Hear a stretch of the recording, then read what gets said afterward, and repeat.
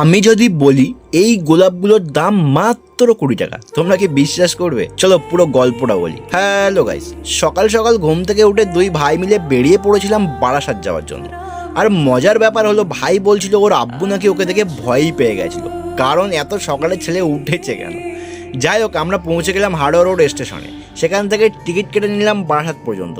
আর কিছুক্ষণ পরেই ট্রেন চলে এলো।